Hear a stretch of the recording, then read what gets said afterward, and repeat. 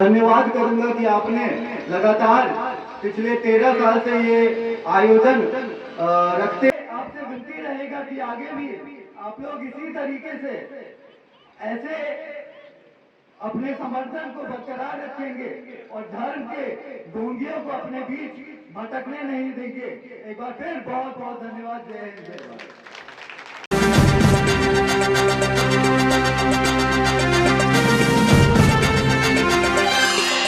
धन्यवाद करूंगा कि आपने लगातार पिछले 13 साल से ये आयोजन रखते आए हैं और इतने और आज आप लोगों को के बीच हमें आने का मौका मिला और अपनी बात रखने का मौका मिला।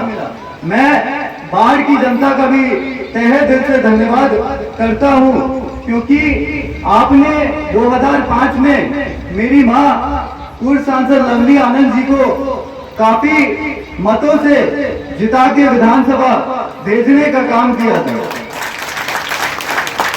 आचार्य चाणक्य का ये मानना था कि मूर्ख व्यक्ति को समझाने के लिए जोर देना ना देना बुद्धिमानी का परिचय है। तो मुझे ये उम्मीद है कि यहाँ बैठे लोगों में कुछ अंधभक्त और भाजपूत किस्म के लोग नहीं होंगे। हर युग में और आजकल वैसे भी हमारा जो समाज है वो काफी बदनाम हो गया है। जिन लोगों को हमारे समाज के गौरवशाली इतिहास के को लिखने पढ़ने समेटने का दायित्व मिला था, वैसे लोग आज हमसे लठैती कराने के कोशिश में लगे हैं। इतिहास गवाह है कि जितने भी सबसे ज्यादा अधिक बुद्धिजीवी रहे हैं वो ज्यादातर हमारे समाज से आते हैं और इसी कारण जितने धर्म ग्रंथ हैं सब हम पे आधारित हैं। हर युग में कुछ ऐसे लोग रहे जिन्होंने अपने गुणों के बलबूते समाज में अपनी जगह बनाई और जिन्हें भगवान की उपाधि मिली। कलयुग में ये जरूर लिखा होगा कि हमारे समाज का पतन होगा, लेकिन सब शेर सियार के बारात में बैंड बजा इसकी कल्पना नहीं की होगी। आज नागपुर और गुजरात के इशारे पे इतिहास बदलने की कोशिश हो रही है। सारे महान पुरुष, हर जाति के लोग अपना बताने के प्रयास में लगे हैं। इस साजिश को हमें समझने की जरूरत है। राजतंत्र के साथ साथ सभी राजाओं को अपमानित किया जाता है और हम में से ही कुछ ऐसे मूर्ख भी हैं जो धर्म के ढोंगियों, हिंदुत्व के व्यापारियों को उनके स्वागत में लगे हैं।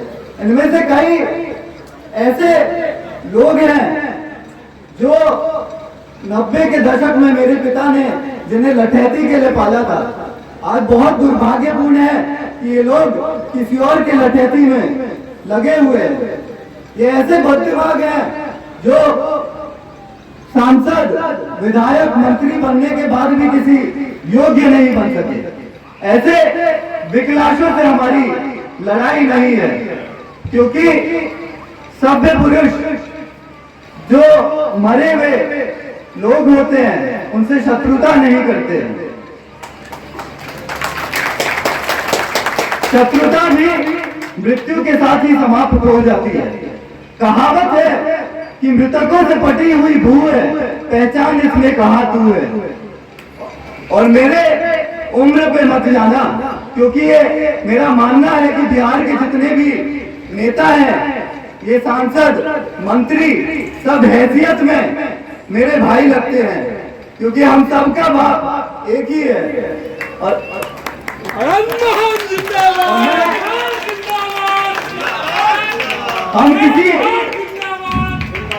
हम किसी पार्टी की विशेषता की बात नहीं करते हैं, क्योंकि हम खुद में ही काफी है और ना आज तक हम लोग कभी किसी मुकदमों से डरे थे और ना आगे कभी हम जेल से डरने वालों में थे। हम बोल रहे हैं जो पक्ष विपक्ष का महामृत्युंजय जाप बनते आ रहे हैं। और मेरा ये मानना है कि मेरे पिता यदि इतने समय जेल से बाहर रहते तो राजनाथ सिंह जी जो अपने पार्टी के अध्यक्ष रहे, प्रधानमंत्री के उम्मीदवार रहे, उनके लिए भी समाज को एकजुट करने का काम कर चुके होते। क्योंकि राजनाथ सिंह के साथ भाजपाइयों का ये बर्ताव हमें बिल्कुल पसंद नहीं आया। हमारी उनसे ये शुभकामना है कि 2024 में एक बार फिर वो प्रधानमंत्री के उम्मीदवार बने। क्योंकि हम ये जानते हैं कि लोकतंत्र में हमारी एकजुटता ही हमारी ताकत है। और मैं आप लोगों को बता दूं कि इस लोकतंत्र में सबसे ज्यादा प्रताड़ित अगर राजनीति के कारण कोई हुआ तो वह हमारा परिवार और हमारे शुभचिंतक रहे। ईर्ष्या, द्वेष और भ्रष्टाचार का काल है। इस सब के बीच में मुझे गर्व है कि मेरा परिवार देश और समाज के संघर्षों में लगातार अपना बढ़ चढ़ के योगदान देते रहा। और लगातार इतने समय आज भी हम जो सत्ता में बैठे लोग हैं उनके त्रुटियों का उन्हें एहसास दिलाने का काम कर रहे हैं। क्योंकि हम ये जानते हैं कि लोकतंत्र में, और हमने कई ऐसे देश देखे हैं जिसमें राष्ट्रवाद की आड़ में सत्ता में बैठे लोग देश का सर्वनाश कर जाते हैं। तो हम ये चाहते हैं कि ये हर्ष हमारे देश का ना हो। गरीबी मिटाने और अच्छे दिन के आस में हमने आपको देश का बागडोर सौंपा। हम ये जान रहे हैं कि आपने इतने समय केवल व्यापार करने का काम किया है। और जब आप गुजरात मॉडल का प्रचार करते हैं तो उसके साथ साथ आपको दंगों का भी दृश्य दिखाना चाहिए। आग में जलते हुए घर और झोंके हुए बच्चे, ये कितना बड़ा झूठ है कि जो राज्य दंगों के लिए अंतर्राष्ट्रीय ख्याति पा रहा है वैसे राज्य को झांकी में आप लोग केवल उद्योग का कल्याण दिखा रहे हैं। और इसी झूठ के आज आप प्रतीक हैं। मैं आप लोगों से ये विनती करूंगा कि आप हमसे उलझकर आगे वाले चुनाव लड़ने के फेर में ना रहे, क्योंकि पत्थर से टकराकर मिट्टी के ढेले नष्ट हो जाते हैं। बिहार की जनता ये जान गई है कि यदि आपको राजगद्दी का सपना देखना है तो उसके लिए आपको आनंद मोहन जी का नाम जपना पड़ेगा। आज मैं पहली बार बाढ़ की धरती पे आया हूँ और इतने जोश और उत्साह से आपने जगह जगह हमारा जो स्वागत किया। मेरा ये आपसे विनती रहेगा कि आगे भी आप लोग इसी तरीके से ऐसे अपने समर्थन को बरकरार रखेंगे और धर्म के ढोंगियों को अपने बीच भटकने नहीं देंगे। एक बार फिर बहुत बहुत धन्यवाद। जय हिंद, जय भारत। महान लोगों ने कहा, बड़े लोगों ने कहा, वह देश और वह राष्ट्र मर जाता है जो अपने पुरखों और शहीदों को भूल जाए। प्रतिमाएं क्या है? प्रतिमाएं प्रेरणा पुंज। जिन लोगों ने, स्थानीय लोगों ने आज स्वर्गीय इंद्रदेव बाबू की प्रतिमा स्थापित की और हर वर्ष विधिवत आप उनकी याद में मेला लगाते हैं, वो सभी का मैं हृदय से आभार प्रकट करता हूं, मैं अभिनंदन करता हूं। ये बहुत बड़ा कदम है। आदमी मर जाता है, यादें रह जाती है। सबों की यादें प्रेरणा नहीं देती, लेकिन कुछ व्यक्ति है जो मरता है तो खुद को अमर नहीं करता, इलाके का नाम रोशन कर जाता है। माँ बाप, माता पिता, आस पड़ोस, खानदान, गांव, समाज, सबका उसकी मौत के बाद सबका मस्तक गर्भ से चौड़ा हो जाता है, ऊंचा हो जाता है, छाती चौड़ी हो जाती है। साथियों, उन्हीं में से एक शख्सियत का नाम स्वर्गीय इंद्रदेव बाबू। हजारों साल नरगिस अपनी बेनूरी पे रोती है, बड़ी मुश्किल से होता है चमन में दीदावर। उन्हीं दीदावर का नाम स्वर्गीय इंद्रदेव बाबू। साथियों, मैं उस कहानी में जाना नहीं चाहता, आप सभी जानते हैं लातेहार झारखंड के जंगल में उग्रवादियों से लड़ते हुए उन्होंने अपने प्राण न्यौछावर किए। शहीद दो तरह के हुए, एक आजादी के पूर्व जो वतन के वास्ते आजादी और लोकतंत्र की स्थापना के लिए सर पर कफन बांध कर निकले, मौत का आलिंगन किया, हंसते हंसते फांसी के तख्त को चूमा। वो शहीद भगत सिंह थे, चंद्रशेखर आजाद थे, नेताजी सुभाष चंद्र बोस थे, बिस्मिल थे, बटुकेश्वर दत्त थे, खुदीराम बोस थे, अशफाकुल्लाह खान थे, मंगल पांडे थे, हमारे पुरखे बहादुर शाह जफर थे, तात्या टोपे थे, नाना फडणवीस थे, मंगल पांडे, रानी लक्ष्मीबाई थी और बाबू वीर कुंवर सिंह जैसे लोग।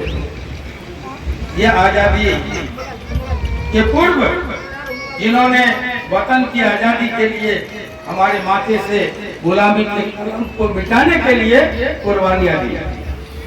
अब जो आजादी मिली उसको अक्षुण्ण रखने के लिए ही दो तरह के लोग लगे हुए। एक बॉर्डर की हिफाजत के लिए मर रहे। जब आप आराम से अपने घरों में सोते हैं, जब आप बाजार में निकलते हैं अपना काम करने, जब आप जश्न मनाने नाटक, ड्रामा, सिनेमा हॉल जाते हैं, मेला ठेला जाते हैं, तब कोई व्यक्ति -80 डिग्री सेल्सियस पर बर्फीली आंधियों के बीच निगहबानी करता है मुल्क की, और वही कभी 50 डिग्री 55 डिग्री सेल्सियस प्लस में आपको राजस्थान की रेतीली धूल गर्मी के बीच दूरबीन लगाकर बॉर्डर की हिफाजत करता है। जब दुश्मन आता है तो कुर्बानियां देता है, वहां से हमारे नीरज आएगा, पुलिस पदक प्राप्त कर। साथियों, तो एक तो है कि बॉर्डर की हिफाजत और दूसरा है इस मुल्क के अंदर मुल्क के दुश्मनों से दो हाथ करते हुए शहीद होना। उसी में से एक सिरमा थे हमारे इस माटी के लाल राणा विधायक किसान बाबू इंद्रदेव सिंह। उग्रवाद आतंकवाद से जूझते हुए जो शहीद होता है उसकी भी कीमत, उसका भी मूल्य राष्ट्र की नजर में कम नहीं है। और इसलिए जैसे ही हमारे मित्र लोग यहाँ से गए, आप सब वहां पहुंचे, हमें निमंत्रण लेके कुंदन वगैरह भी गए थे, सारे लोग आप लोग थे। हमने कहा कि 8 तारीख को तो मेरा कार्यक्रम है शिवहर घोषित, आपने 8 का कार्यक्रम रखा था, 8 को आप मनाते रहे हैं, हम इसके लिए भी आपको धन्यवाद देंगे कि हमने कहा कि शहीदों को याद एक तिथि विशेष में ही नहीं की जाती है, पूर्व संध्या पर भी की जाती है, एक दिन बाद भी किया जाता है, पखवाड़ा और सप्ताह भी मनाया जाता है। आपने पूर्व संध्या पर रखा, हालांकि आज की रात उनका देहांत हुआ था, उनकी मौत हुई थी, इसलिए कोई डेट में चेंज बहुत ज्यादा नहीं हुआ है। लेकिन हमने कहा कि आप सब धन्यवाद के पात्र हैं। लगातार और लगातार एक शहीद को याद रखना भी कम बड़ी चीज नहीं है। इसके लिए आप सब स्वागत योग्य हैं, अभिनंदन योग्य। साथियों, मैं पुनः अपने दिल की गहराई से स्वर्गीय इंद्रदेव बाबू को अपनी श्रद्धांजलि, पुष्पांजलि तो मैं आते ही दे चुका हूँ, अपनी श्रद्धांजलि अर्पित करता हूँ और अपनी छोटी बहन